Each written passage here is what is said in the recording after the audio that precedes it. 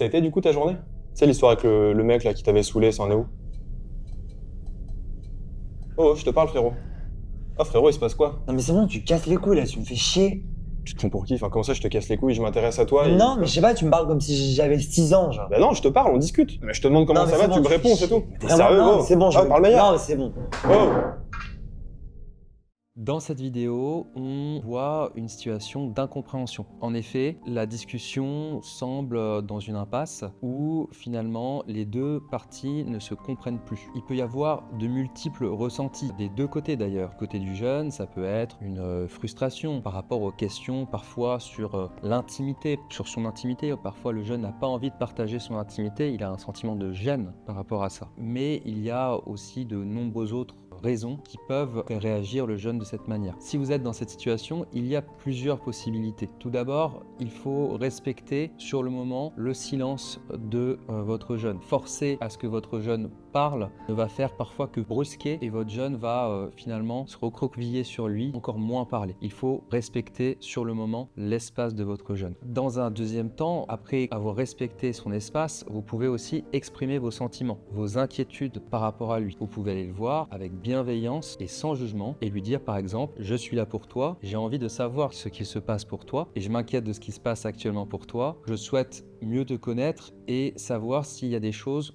dont tu as envie de me partager. Il est important de laisser votre jeune s'ouvrir et se livrer à son rythme et qu'il comprenne que votre but et objectif n'est pas de l'interroger ou d'être curieux sur sa vie personnelle, etc. L'important, c'est qu'il sente qu'il a un soutien, de l'affection et que vous êtes là et prêt à l'écouter sans jugement. Et ça, c'est important. Ce qui est important aussi, c'est que vous mainteniez une certaine confidentialité, que votre jeune finalement sache que s'il vous parle, vous n'allez pas répéter ce qui a été dit avec d'autres personnes, d'autres membres de la famille, des amis, etc. Effectivement, il y a certaines situations quand même. Par exemple, si vous apprenez une nouvelle qui menace la sécurité de votre jeune, il est important que vous puissiez en parler à d'autres personnes. Mais hormis ces situations finalement qui sont parfois rares, il est important de maintenir cette confidentialité pour que votre jeune se livre à vous sans crainte que tout ce qu'il dit soit répété. Parfois, la communication non verbale est très importante, parfois même plus important que les mots. Des gestes affectueux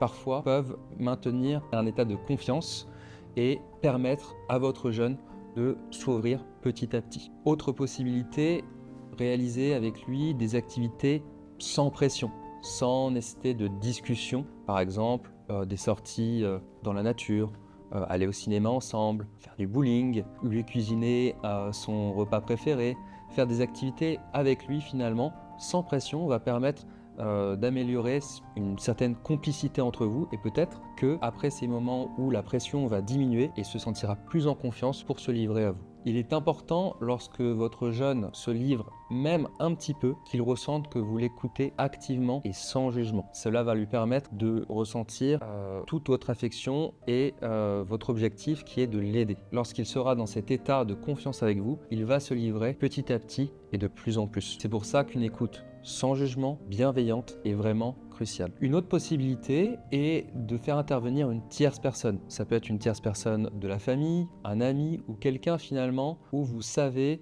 que votre jeune a confiance pour se livrer, confiance pour exprimer ses difficultés. Peut-être que c'est une possibilité pour dénouer la situation et apporter un réconfort à votre jeune. Si ce comportement de votre jeune persiste, peut-être qu'il y a une difficulté plus profonde et peut-être que finalement il est très compliqué pour votre jeune de raconter ce qu'il se passe pour lui actuellement à vous les parents. Vous pouvez alors peut-être lui proposer de consulter un professionnel de la santé mentale, que ce soit un psychiatre ou un psychologue, pour potentiellement évaluer la situation de manière neutre, bienveillante et professionnelle, avec le respect du secret médical bien évidemment. Ce qui est très important dans cette situation, c'est que vous, parents, ne le preniez pas personnellement. C'est-à-dire que la réaction vive de votre jeune exprime peut-être quelque chose de profond et exprime une grande difficulté pour lui. Il l'exprime de cette manière et ce n'est peut-être pas et sûrement pas contre vous, mais ça peut exprimer un malaise profond et il souhaite peut-être aussi que vous portiez plus attention, paradoxalement, à cette problématique.